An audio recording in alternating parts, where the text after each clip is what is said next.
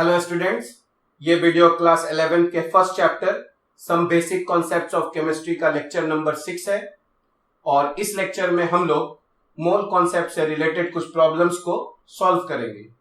तो first problem है, a sample of sodium has a mass of 46 gram. What is the mass of the same number of calcium atoms as sodium atoms present in a given sample. Question कह रहा है कि हमारे पास sodium का जो है वो 46 ग्राम है, यानी सोडियम का मास दिया हुआ है 46 ग्राम। तो इसमें सोडियम के कुछ एटम्स हैं। तो हम लोगों से पूछा जा रहा है कि अगर उतने ही एटम्स हमारे पास कैल्शियम के हो तो उसका मास क्या होगा। तो हम लोग इस क्वेश्चन को कैसे सॉल्व करेंगे। तो सबसे पहले हम लोग निकालेंगे कि 46 ग्राम अगर मास है सोडियम का तो उसमें सोडियम के कितने मोल्स होंगे। तो अगर हमको सोडियम का मोल्स पता चल जाएगा तो उतना ही मोल्स हमारे पास कैल्शियम का भी लेना है, क्योंकि दोनों में एटम्स की संख्या सेम है। तो अगर हमको कैल्शियम का मोल्स पता हो जाएगा तो फिर हमको कैल्शियम के मोलर मास से उसको मल्टीप्लाई करना पड़ेगा, जिससे हम लोगों को कैल्शियम का मास निकल जाएगा। तो जैसा कि हम लोग जानते हैं, सोडियम का अगर हम लोग मोलर मास देखें तो मोलर मास ऑफ जो सोडियम होगा वो हम लोगों का 23 ग्राम पर मोल होगा। यानी अगर हम 1 मोल सोडियम लेंगे तो उसका जो मास होगा वो 23 ग्राम होगा। तो हम लोग जान चुके हैं कि हम लोग नंबर ऑफ मोल्स कैसे निकालते हैं। तो नंबर ऑफ मोल्स हम लोग निकालते हैं mass divided by molar mass. तो हम लोग क्या करेंगे, यहां पर नंबर ऑफ मोल्स देखें, number of moles of sodium, तो क्या हो जाएगा mass divided by molar mass. ठीक है, तो मास को हम लोग डिवाइड कर देंगे किससे, मोलर मास से। तो जैसा कि हम लोग देख रहे हैं यहां पर मास दिया हुआ है सोडियम का 46 ग्राम और सोडियम का मोलर मास 23 है। तो हमारे पास कितने मोल्स हो गए सोडियम के, तो हमारे पास सोडियम के 2 मोल्स हो गए। तो हमारे पास कैल्शियम के भी 2 मोल्स मिलेंगे। ठीक है, क्योंकि दोनों में नंबर ऑफ एटम्स हम लोगों को सेम रखना है। ठीक है, तो अब अगर हम लोग कहें यहां पर कि मास किसके बराबर होता है, तो मास जो होता है वो नंबर ऑफ मोल्स, ठीक है, इनटू मोलर मास के बराबर होता है। तो अब हम लोगों को मोलर मास किसका लेना है, कैल्शियम का। तो हम लोग जानते हैं कैल्शियम का जो एटॉमिक वेट जो होता है वो 40 होता है। ठीक है, तो कैल्शियम का जो मोलर मास हो जाएगा वो 40 ग्राम पर मोल हो जाएगा। यानी अगर हम लोग कैल्शियम का 1 मोल लेंगे तो उसका मास हम लोगों का 40 ग्राम हो जाएगा। पर हम लोगों को के पास कैल्शियम के कितने मोल्स हैं, तो हम लोगों के पास कैल्शियम के 2 मोल्स है। यानी जितना मोल सोडियम का है उतना ही मोल कैल्शियम का भी है। ठीक है, तो हम लोग अगर मास बराबर कहें number of moles into molar mass होता है, तो नंबर ऑफ मोल्स 2 हो जाएगा कैल्शियम का, और कैल्शियम का मोलर मास 40 होगा। तो अगर हम लोग यहाँ पर मास निकालें तो 2 इंटू 40 हम लोगों का कितना मास आ जाएगा, 80 ग्राम हम लोगों का मास आ जाएगा। और इसलिए हम लोगों का इस क्वेश्चन का जो आंसर है वो हम लोगों का बी हो जाएगा। सेकेंड क्वेश्चन है, the total number of neutrons present in 54 ml H2O, और यहां H2O लिक्विड के फॉर्म में है, जबकि यहां डेंसिटी ऑफ वाटर जो है वो दिया गया है 1 ग्राम पर ml। ठीक है, ये डेटा हम लोगों का बहुत ही इंपॉर्टेंट है। तो अगर कभी भी किसी क्वेश्चन में हम लोगों को डेंसिटी ऑफ वाटर अगर जरूरत पड़े तो हम लोग डेंसिटी ऑफ वाटर हमेशा 1 ग्राम पर ml लेते हैं। यानी अगर हम लोग 1 ml वाटर लेंगे तो उसका मास हम लोगों का 1 ग्राम होगा। तो जैसा कि हम लोग जानते हैं कि कभी भी अगर हम लोगों को नंबर ऑफ इलेक्ट्रॉन्स है ना, न्यूट्रॉन्स या प्रोटॉन्स अगर कैलकुलेट करना होगा तो सबसे पहले हम लोग नंबर ऑफ मॉलिक्यूल्स कैलकुलेट करते हैं और फिर देखते हैं कि एक मॉलिक्यूल में कितने नंबर ऑफ न्यूट्रॉन्स होंगे और फिर हम लोग को उससे मल्टीप्लाई करना पड़ेगा। तो जैसा कि हम लोग यहाँ पर देख रहे हैं कि यहाँ पर वाटर का वॉल्यूम दिया गया है और यहाँ पर हम लोगों के पास डेंसिटी है। तो जैसा कि हम लोग जानते हैं कि जो डेंसिटी जो हमारा होता है ना, उसका एक फॉर्मूला है हमारे पास, मास डिवाइडेड बाय वॉल्यूम। ठीक है, तो अगर हम लोग यहाँ पर है ना डेंसिटी बराबर मास डिवाइडेड बाय वॉल्यूम होता है, तो हम लोग यहाँ पर मास को क्या लिख सकते हैं, तो मास इज इक्वल टू हो जाएगा यहाँ पर डेंसिटी इनटू वॉल्यूम। तो जैसा कि हम लोग जान रहे हैं यहाँ पर जो डेंसिटी है हम लोगों का वो है 1 ग्राम पर ml, ठीक है, 1 ग्राम पर ml, ठीक है, और जो वॉल्यूम है हम लोगों का वो दिया हुआ है 54 ml, ठीक है। तो यहाँ पर अगर हम लोग देखें तो ml और ml यहाँ पर कैंसिल हो जाएगा और हम लोगों का जो मास आएगा वो 54 ग्राम हो जाएगा। यानी वाटर का हम लोगों के पास कितना मास आ गया, 54 ग्राम। और हम लोग जानते हैं H2O का जो मॉलिक्यूलर वेट होता है वो 18 होता है, क्योंकि ऑक्सीजन का एटॉमिक वेट 16 होगा और हाइड्रोजन का 1। यानी अगर हम लोग वाटर का अगर मोलर मास कहें हम लोग, तो वाटर का जो मोलर मास है वो हम लोगों का 18 ग्राम हो जाएगा, ठीक है। तो अगर हम लोग यहाँ पर चूंकि मास हम लोग को पता है, तो नंबर ऑफ मोल्स है ना ऑफ H2O कैसे निकलेगा हम लोगों का, number of moles of H2O मास को डिवाइड कर देंगे मोलर मास से। तो यहाँ पर वाटर का मास कितना है हम लोगों के पास 54, और वाटर का जो मोलर मास होता है वो 18 ग्राम पर मोल होता है। तो number of moles of H2O अगर हम लोग यहाँ पे कैलकुलेट करें तो कितना हो जाएगा हम लोगों का 3, यानी कि 54 ml वाटर में हम लोगों का है ना H2O का कितना मोल्स प्रेजेंट है 3, ठीक है। यानी हम लोगों के पास कितने मॉलिक्यूल्स हो गए, अगर हम लोग यहां पर देखें तो नंबर ऑफ मॉलिक्यूल्स अगर हम लोग देखें तो नंबर ऑफ मॉलिक्यूल्स हो जाएगा 3 इंटू Na, जहां Na हमारा एवोगाड्रोस नंबर हो जाएगा, ठीक है। तो ये हमारा नंबर ऑफ मॉलिक्यूल्स हो गया। अब हम लोग देखते हैं कि वाटर के एक मॉलिक्यूल में कितने न्यूट्रॉन्स होते हैं। तो जैसा कि हम लोग जानते हैं हाइड्रोजन के एक एटम में सिर्फ एक प्रोटॉन और एक इलेक्ट्रॉन रहता है, उसमें कोई न्यूट्रॉन नहीं रहता है। यानी यहाँ पर जब हाइड्रोजन के 2 एटम्स देखेंगे तो उसमें कोई न्यूट्रॉन नहीं है। और ऑक्सीजन का जो है एटॉमिक अगर हम लोग नंबर देखें तो 8 होता है और मास नंबर जो है वो 16 होता है। इसलिए ऑक्सीजन के एक एटम में अगर हम लोग न्यूट्रॉन्स देखें तो 16 माइनस 8 करेंगे तो कितना आ जाएगा 8। यानी हाइड्रोजन में 0 न्यूट्रॉन्स हो गए और ऑक्सीजन में 8। यानी वाटर के एक मॉलिक्यूल में अगर हम लोग देखें तो कितने न्यूट्रॉन्स होंगे 8।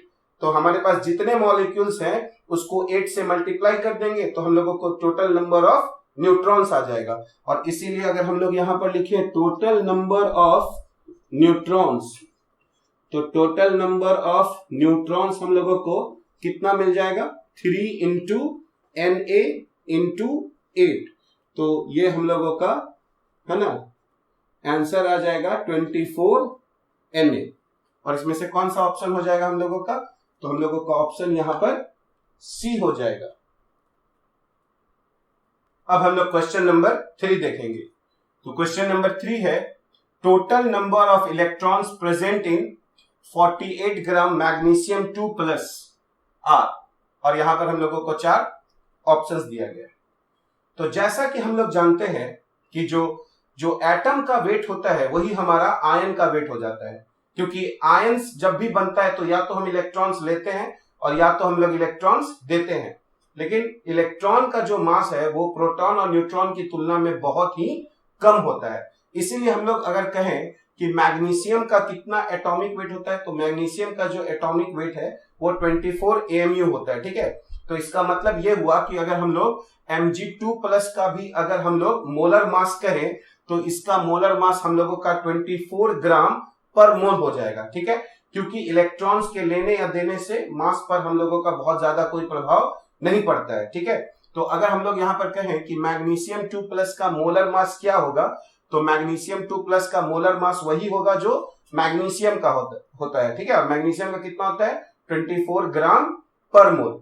तो जैसा कि हम लोग देख रहे हैं यहाँ पर Mg2 प्लस का मास दिया गया है, तो हम लोगों का नंबर ऑफ मोल्स कैसे निकलेगा Mg2 प्लस का, तो हम लोग यहाँ पर कहेंगे नंबर ऑफ है ना मोल्स ऑफ Mg2 प्लस, ठीक है। तो कैसे निकलेगा number of moles of Mg2 plus, तो हम लोग लिखेंगे जो फॉर्मूला है मास डिवाइडेड बाय क्या होगा मोलर मास, ठीक है।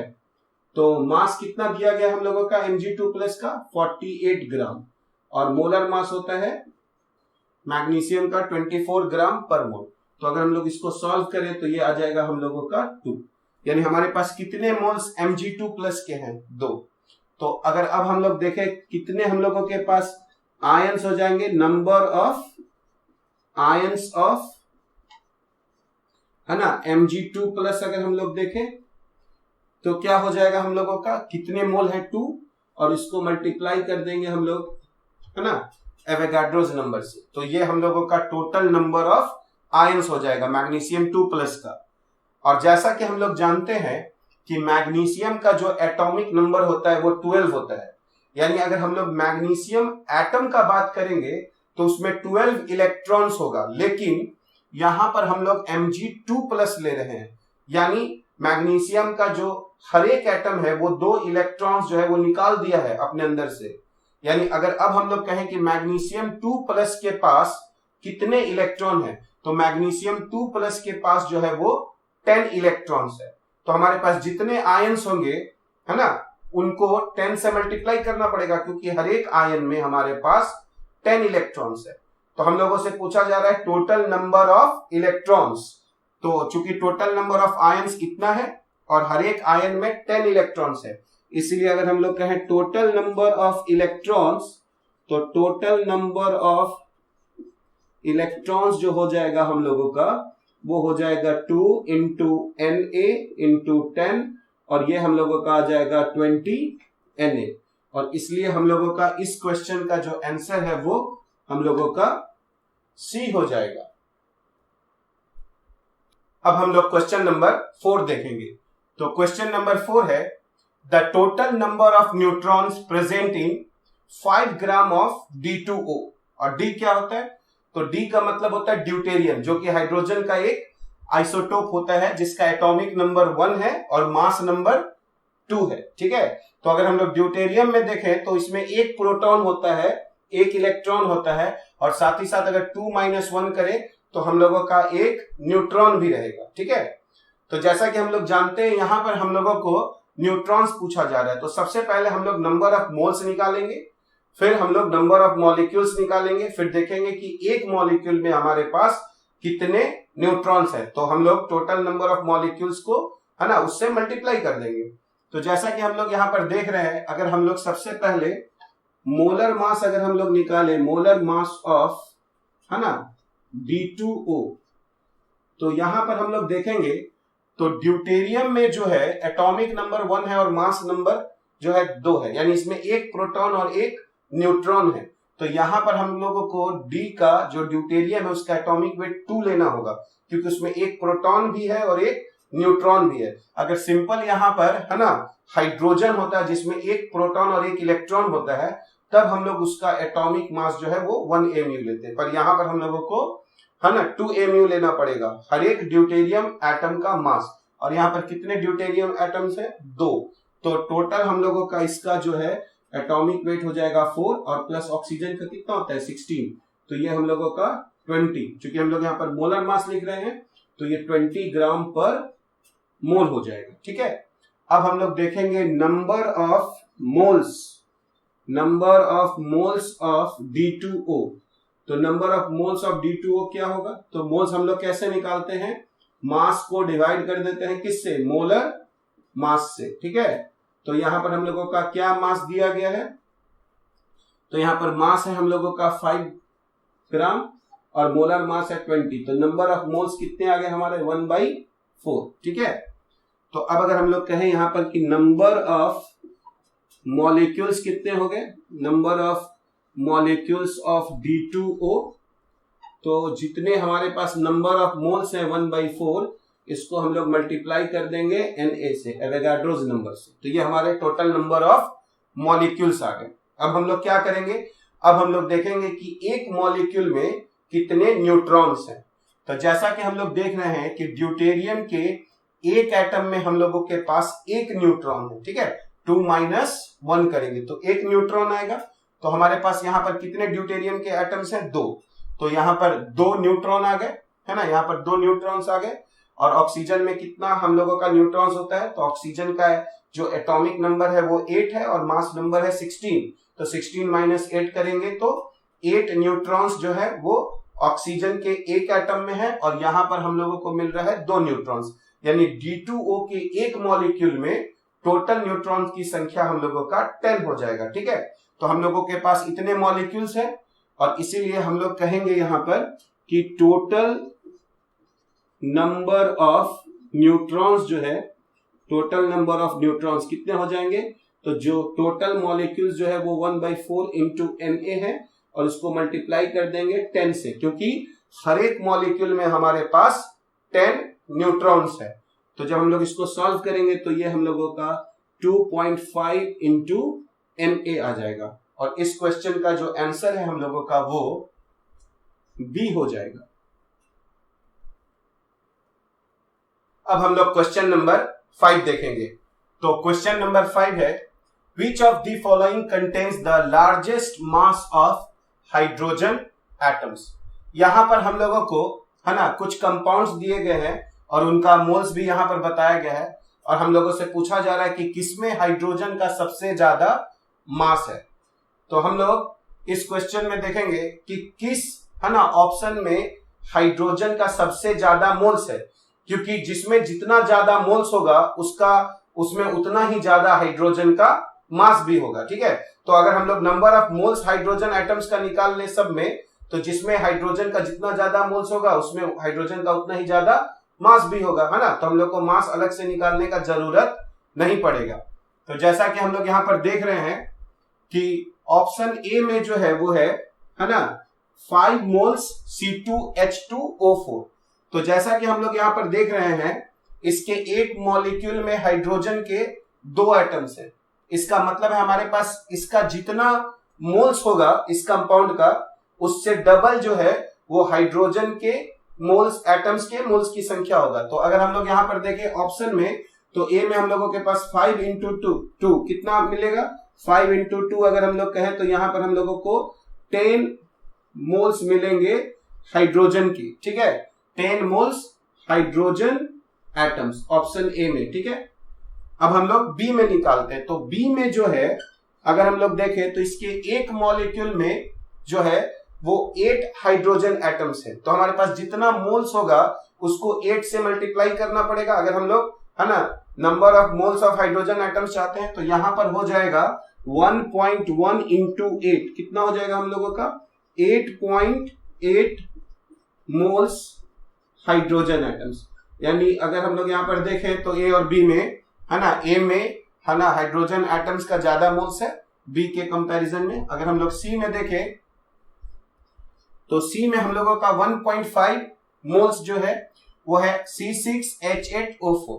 तो जैसा कि हम लोग यहाँ पर देख रहे हैं इसके एक मॉलिक्यूल में 8 हाइड्रोजन के एटम्स हैं। तो हमारे पास जितने मोल्स होंगे उसको 8 से मल्टीप्लाई करना पड़ेगा। तो हम लोग को यहां पर जो मोल्स मिलेगा हाइड्रोजन का वो 1.5 इंटू है ना 8 और ये हम लोगों का 12 मोल्स जो है वो हाइड्रोजन एटम्स आ जाएगा। ठीक है, अगर हम लोग ऑप्शन डी देखें तो इसके एक मॉलिक्यूल में है ना 4 हाइड्रोजन एटम्स है। तो जितना हम लोग के पास मोल्स होगा हाइड्रोजन एटम्स निकालने के लिए हमको उसको 4 से मल्टीप्लाई करना पड़ेगा। तो अगर हम लोग ऑप्शन डी में देखें तो number of moles of hydrogen atoms हो जाएंगे 4 into 4 is equal to 16 moles hydrogen atoms. ठीक है, तो इसका यह मतलब हुआ कि सबसे ज्यादा हम लोगों को मोल्स हाइड्रोजन के है ना किस ऑप्शन में मिल रहा है, डी में। तो इसी में हाइड्रोजन का जो है वो सबसे ज्यादा मास मिलेगा क्योंकि हाइड्रोजन का जो एटॉमिक वेट होता है वो 1 होता है। तो अगर हम लोग इसमें देखें ऑप्शन ए में तो हमको 10 ग्राम हाइड्रोजन एटम्स मिलेंगे, बी में देखेंगे तो 8.8 ग्राम हाइड्रोजन एटम्स मिलेंगे, सी में 12 ग्राम हाइड्रोजन एटम्स मिलेंगे और अगर हम लोग डी में देखें तो 16 ग्राम हाइड्रोजन एटम्स मिलेंगे। और इसलिए हम लोगों का जो आंसर हो जाएगा वो हम लोगों का डी हो जाएगा। अब हम लोग क्वेश्चन नंबर 6 देखेंगे। तो क्वेश्चन नंबर 6 है a sample of ammonium phosphate जिसका फॉर्मूला है NH4 whole thrice PO4 contains 6 moles of hydrogen atoms. The number of moles of oxygen atoms in the sample is. तो क्वेश्चन कह रहा है कि हमारे पास अमोनियम फॉस्फेट है और जो भी सैंपल है हमारे पास अमोनियम फॉस्फेट का उसमें 6 मोल्स जो है वो हमारे पास हाइड्रोजन के एटम्स है। तो हम लोगों से पूछा जा रहा है कि ऑक्सीजन के कितने मोल्स जो है उस सैंपल में हम लोगों का प्रेजेंट है। तो अगर हम लोग अमोनियम फॉस्फेट का अगर हम लोग फॉर्मूला देखें तो यहां पर 4 into 3 हाइड्रोजन का अगर 12 मोल्स होगा हमारे पास, हाइड्रोजन के अगर 12 मोल्स होंगे हमारे पास, तो ऑक्सीजन का कितना मोल्स होगा हमारे पास 4। यानी अगर हम लोग कहें कि मोल्स ऑफ हाइड्रोजन, ठीक है, डिवाइडेड बाय मोल्स ऑफ जो ऑक्सीजन होगा उसका क्या रेशियो रहेगा हम लोगों के पास, तो हाइड्रोजन के अगर हमारे पास 12 मोल्स होंगे तो ऑक्सीजन का हमारे पास कितना मोल्स होगा 4, यानी ये कितना आ जाएगा 3। ठीक है, यानी कोई भी सैंपल हो उसमें हाइड्रोजन का मोल्स और ऑक्सीजन के मोल्स का जो रेशियो है वो हमेशा क्या होगा 3 होगा। तो अब हम लोग देखें हमारे पास कितने मोल्स है हाइड्रोजन के एटम्स के 6। तो हम लोग यहां पर क्या करेंगे कि हम लोग यहां पर 6 लेंगे, तो यहां पे हम लोगों को मोल्स ऑफ ऑक्सीजन लिखना पड़ेगा, वो किसके बराबर होगा 3 के बराबर होगा। इसीलिए हम लोग कहेंगे कि मोल्स ऑफ जो O2 होगा वो हम लोगों का 6 डिवाइडेड बाई 3 कितना आ जाएगा 2 हो जाएगा। यानी अगर हम लोगों के पास अमोनियम फॉस्फेट का कुछ अमाउंट है और अगर हम लोग उसमें देख रहे हैं कि उतने अमाउंट में अगर हमारे पास 6 मोल हाइड्रोजन एटम्स है तो सेम अमाउंट में हम लोगों को, है ना, 2 मोल ऑक्सीजन के भी एटम्स होंगे, और इसलिए हम लोगों का इस क्वेश्चन का जो आंसर है वो हम लोगों का बी हो जाएगा। अब हम लोग नेक्स्ट क्वेश्चन देखेंगे। तो नेक्स्ट क्वेश्चन है cisplatin and anti cancer drug has molecular formula PTNH3 whole twice Cl2. What is the mass in gram of one molecule. और यहां पर एटॉमिक मासेस दिया गया है, प्लैटिनम का 195, क्लोरीन का 35.5, नाइट्रोजन का 14 और हाइड्रोजन का 1। क्वेश्चन कह रहा है कि सिस्प्लेटिन एक कंपाउंड है जो एंटी कैंसर ड्रग के रूप में हम लोग इसका यूज करते हैं और उसका मॉलिक्यूलर फॉर्मूला दिया गया है। तो हम लोगों से पूछा जा रहा है कि उसका जो एक मॉलिक्यूल होगा उसका मास ग्राम में कितना होगा। तो हम लोग क्या करते हैं, इसका हम लोग मॉलिक्यूलर वेट पहले AMU में निकाल लेते हैं और फिर हम लोग जानते हैं कि 1 AMU बराबर होता है 1.66 into 10 to the power -24 gram.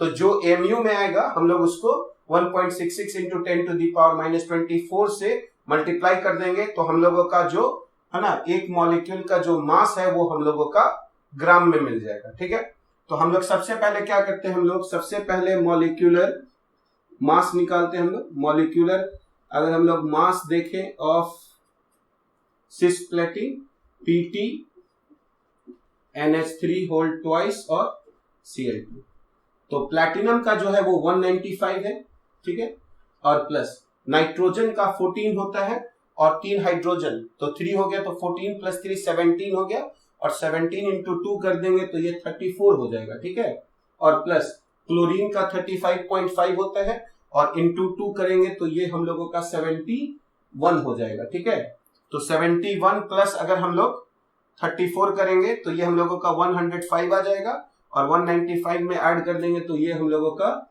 300 AMU आ जाएगा।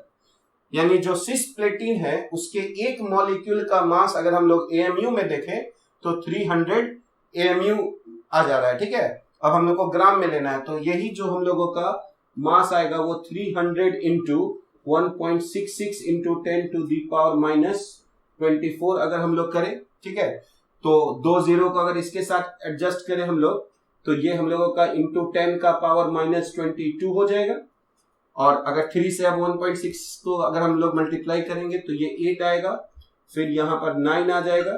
ठीक है, और ये यहाँ पर हम लोगों का 4 हो जाएगा।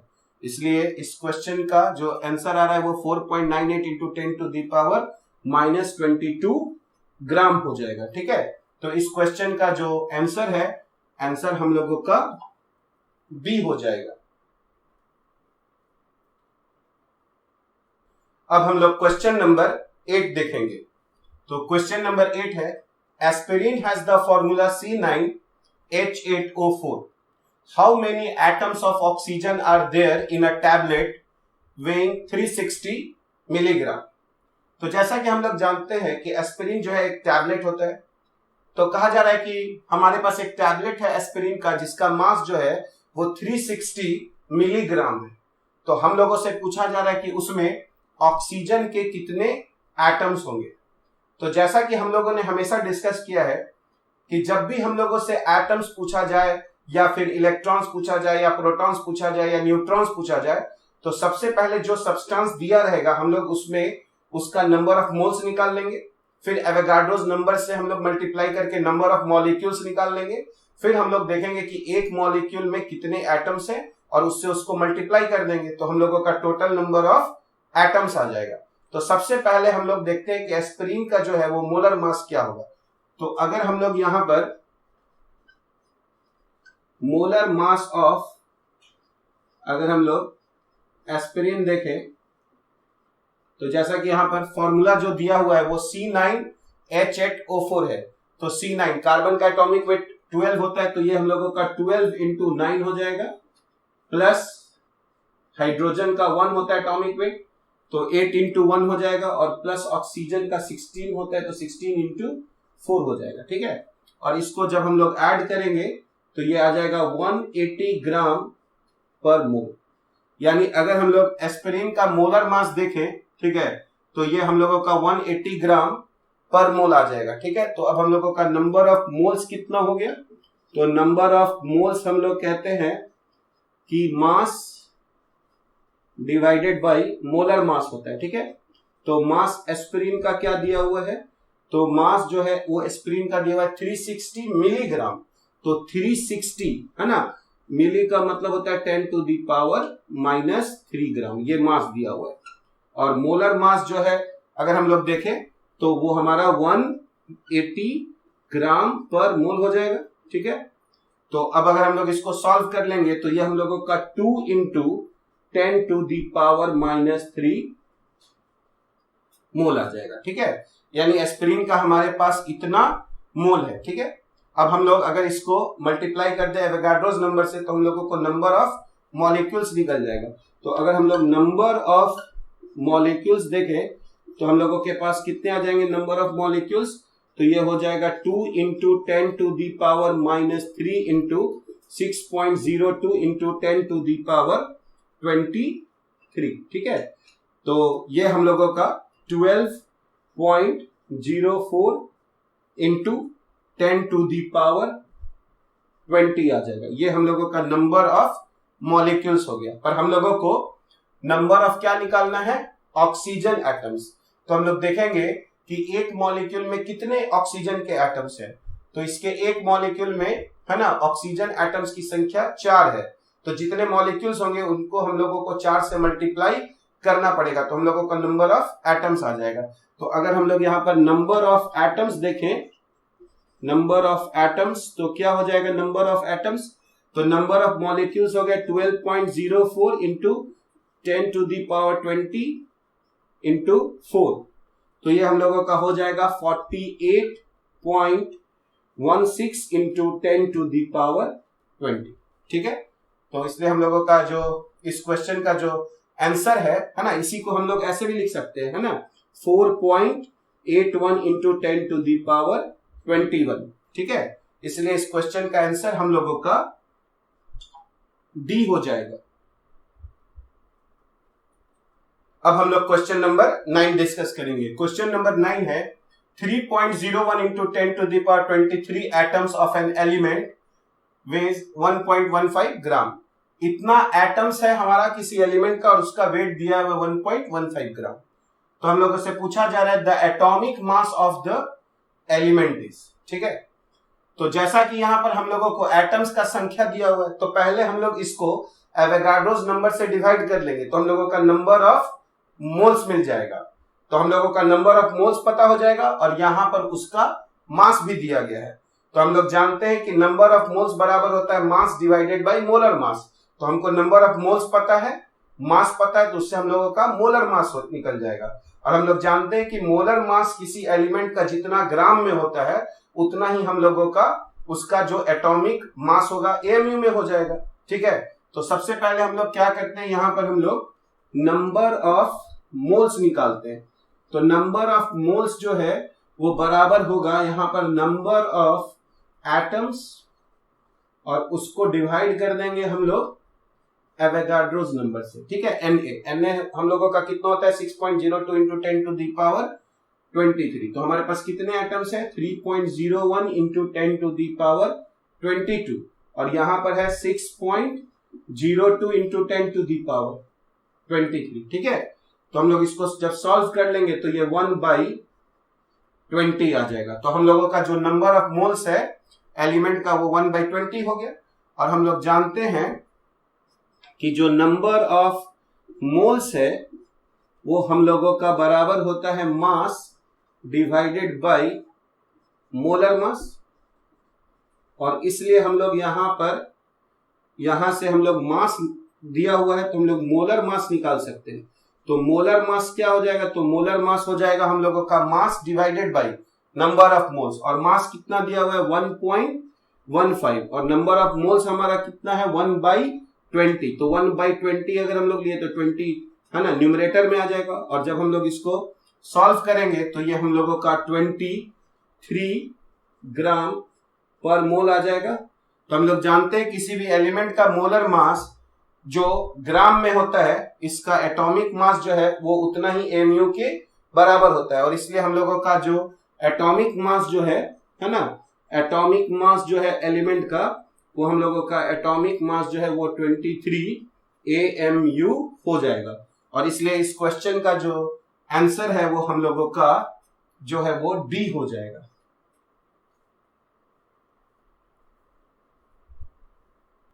अब हम लोग क्वेश्चन नंबर 10 देखेंगे। तो क्वेश्चन नंबर 10 है the density of water is 1 ग्राम पर ml। What is the volume occupied by 1 molecule of water. यहां पर वाटर का जो डेंसिटी है वो 1 ग्राम पर ml दिया गया है। यानी अगर हम लोग वाटर का 1 ml लेंगे तो उसका जो मास होगा वो 1 ग्राम होगा। तो हम लोगों से पूछा जा रहा है कि जो वाटर का जो 1 मॉलिक्यूल होगा उसका हम लोगों का कितना वॉल्यूम होगा, ठीक है। तो अगर हम लोग देखें कि वाटर के 1 मॉलिक्यूल का कितना मास होता है, तो अगर हम लोग देखें मास ऑफ 1 मॉलिक्यूल ऑफ जो वाटर H2O जो होता है वो 18 AMU होता है, ठीक है। तो अगर हम लोग इसको ग्राम में अगर हम लोग इसको रिप्रेजेंट करें तो 18 into 1.66 into 10 to the power -24 gram हो जाएगा। और अगर हम लोग इसको है ना सॉल्व कर ले तो ये हम लोगों का 29.88 इंटू 10 टू दी पावर -24 ग्राम आ जाएगा, है ना। और इसी को हम लोग यहां पर ऐसे भी लिख सकते हैं 2.988 इंटू 10 टू दी पावर -23 ग्राम, ठीक है। इसमें हम लोग ने क्या किया, यहाँ 10 से डिवाइड किया और यहाँ 10 से मल्टीप्लाई कर दिया, तो कोई हम लोगों का चेंज नहीं होगा। तो 2.98 इंटू 10 टू दी पावर -23 ग्राम आ जाएगा। तो हम लोगों को 1 मॉलिक्यूल का मास पता चल गया है और हम लोगों को वाटर का डेंसिटी भी पता है 1 ग्राम पर ml। तो जैसा कि हम लोग जानते हैं डेंसिटी बराबर जो होता है हम लोगों का वो होता है मास और डिवाइडेड बाय वॉल्यूम। और इसीलिए अगर हम लोग कहें कि 1 मॉलिक्यूल का कितना वॉल्यूम होगा तो हम लोग कहेंगे कि 1 मॉलिक्यूल का जो वॉल्यूम होगा वो हो जाएगा 1 मॉलिक्यूल का मास और डिवाइडेड बाय डेंसिटी। तो जैसा कि हम लोग देख रहे हैं कि जो मास है हम लोगों का वो 2.988 इंटू 10 टू दी पावर -23 यहां पर ग्राम है। और जो डेंसिटी है वाटर का वो है 1 ग्राम है ना पर ml। तो यहां से ग्राम ग्राम जो है वो कैंसिल हो जाएगा। तो हम लोगों का जो आंसर आ जाएगा वो 2.988 into 10 to the power -23 ml हो जाएगा, ठीक है। और इसलिए हम लोगों का जो इस क्वेश्चन का जो आंसर है वो यहां पर डी हो जाएगा।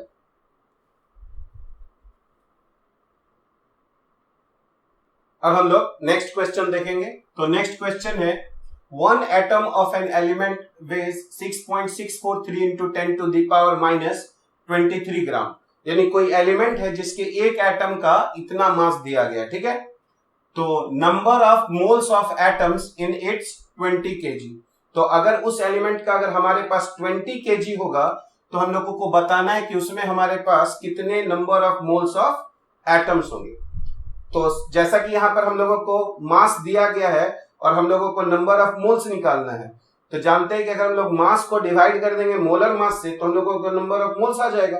तो सबसे पहले हम लोग देखेंगे कि ये जो एलिमेंट है इसका मोलर मास कैसे निकलेगा। तो मोलर मास का मतलब होता है एक मोल एटम का मास। तो यहां पर एक एटम का मास दिया गया है, तो अगर हम लोग इसमें एवोगाड्रो नंबर से अगर मल्टीप्लाई कर देंगे तो हम लोगों का एक मोल एटम का मास आ जाएगा और वही हमारा मोलर मास भी हो जाएगा। तो अगर हम लोग यहां पर देखें मास ऑफ वन एटम, तो मास ऑफ वन एटम जो है वो हमारा 6.643 into 10 to the power -23 gram है। तो अगर हम लोग कहें mass of one mole of atoms, mass of one mole of atoms क्या हो जाएगा हम लोगों का 6.643 into 10 to the power -23 into 6.02 into 10 to the power 23। तो ये और ये हम लोगों का कैंसिल हो जाएगा, 10 टू दी पावर 0 हो जाएगा और 10 टू दी पावर 0 1 होता है। तो हम लोग समझेंगे कि ये 6.02 इंटू 6.643 ये हम लोगों का क्या हो जाएगा, ये हम लोगों का आ जाएगा 40। यानी हम लोगों का जो है एक मोल एटम का जो मास हो जाएगा वो 40 ग्राम हो गया। यानी इस एलिमेंट का जो मोलर मास है वो 40 ग्राम पर मोल है। ठीक है, तो हम लोगों को नंबर ऑफ मोल्स निकालना है। तो नंबर ऑफ मोल्स कैसे निकलता है, तो नंबर ऑफ मोल्स निकलता है मास और उसको हम लोग डिवाइड करते हैं किससे, मोलर मास से। ठीक है, तो हम लोगों का जो मास है वो 20 kg है। ठीक है, तो 20 इंटू 1000 करेंगे। ठीक है, ये 1000 हम लोग क्यों किए, क्योंकि हमको मास ग्राम में चाहिए, क्योंकि जो हम लोग का मोलर मास जो है वो ग्राम पर मोल है, तो इन दोनों का यूनिट जो है वो सेम होना चाहिए।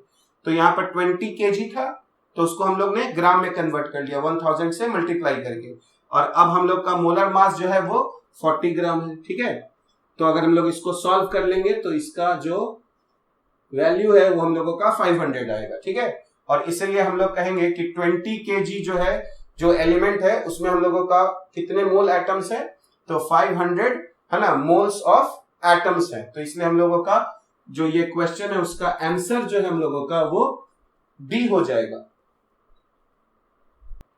अब हम लोग क्वेश्चन नंबर 12 देखेंगे। तो क्वेश्चन नंबर 12 है the number of hydrogen atoms present in 25.6 gram of sucrose, जिसका मॉलिक्यूलर फॉर्मूला C12H22 और O11 दिया गया है, which has a molar mass of 342.3 gram is.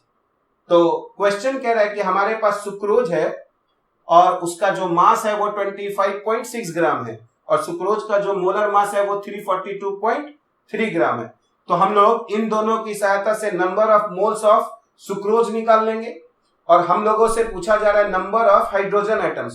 तो अगर हमको number of moles of sucrose मिल जाएगा तो हम लोग number of moles of hydrogen atoms भी निकाल लेंगे, क्योंकि सुक्रोज के एक मॉलिक्यूल में जो है वो हाइड्रोजन के 22 एटम्स है। ठीक है, और जब हम लोग के पास हाइड्रोजन का नंबर ऑफ मोल्स आ जाएगा तो फिर उसको एवोगाड्रोस नंबर से हम लोग मल्टीप्लाई करके हम लोग total number of hydrogen atoms निकाल लेंगे। तो अगर हम लोग देखें सबसे पहले तो नंबर ऑफ मोल्स ऑफ है ना सुक्रोज, तो नंबर ऑफ मोल्स ऑफ अगर हम लोग सुक्रोज निकाले तो वो बराबर होता है मास डिवाइडेड बाय सबसे पहले तो मोलर मास। तो सुक्रोज का जो हमारे पास मास दिया गया है वो 25.6 ग्राम है और जो मोलर मास है वो हम लोगों का है ना 342.3 ग्राम है। तो अगर हम लोग इसको सॉल्व कर लेंगे तो ये हम लोगों का 0.0747 आ जाएगा। ठीक है, तो हम लोगों के पास कितने मोल्स ऑफ सुक्रोज हो जाएंगे 0.0747। ठीक है, अब हम लोग देखेंगे कि चूंकि सुक्रोज के एक मॉलिक्यूल में हाइड्रोजन के 22 एटम्स है, तो अगर हम लोग कहें नंबर ऑफ मोल्स ऑफ है ना हाइड्रोजन एटम्स, तो number of moles of hydrogen atoms जो है वो 0.0747 इंटू 22 हो जाएंगे। ठीक है, और अगर हम लोग नंबर ऑफ हाइड्रोजन एटम्स देखें तो जितना हमारे पास नंबर ऑफ मोल्स है, ठीक है, जितना हमारे पास नंबर ऑफ मोल्स है इसको हम लोग मल्टीप्लाई कर देंगे एवोगाड्रोस नंबर से 6.02 इंटू 10 टू दी पावर 23, ठीक है। तो अब अगर हम लोग इसको सॉल्व कर लेंगे तो ये हम लोगों का 9.91 इंटू 10 टू दी पावर जो है वो 23 आ जाएगा, ठीक है। और इसलिए हम लोगों का जो ये क्वेश्चन है उसका आंसर जो है वो हम लोगों का बी आ जाएगा। इस वीडियो के साथ हम लोगों ने एक डीपीपी भी अटैच किया है जिसका लिंक आपको डिस्क्रिप्शन बॉक्स में मिल जाएगा, जहां से आप उसे डाउनलोड कर सकते हैं। अगर उस डीपीपी को सॉल्व करते हुए अगर आपको कोई डाउट्स होता है तो आप उसे आइकॉनिक क्लासेस के ऐप पर पूछ सकते हैं। अगर अभी तक आप लोगों ने उस ऐप को डाउनलोड नहीं किया है तो प्लीज गूगल प्ले स्टोर में जाइए और वहां पर आइकॉनिक क्लासेस टाइप कीजिए और वहां से आइकॉनिक क्लासेस का ऐप डाउनलोड कर लीजिए। और अगर वहां पर बैच कोड अगर पूछा जाए तो आप बैच कोड जो है वो ICC11 आप डाल सकते हैं, उससे आप 11 के बैच में ऐड हो जाएंगे और फिर वहां पर आप अपने डाउट्स को पूछ सकते हैं।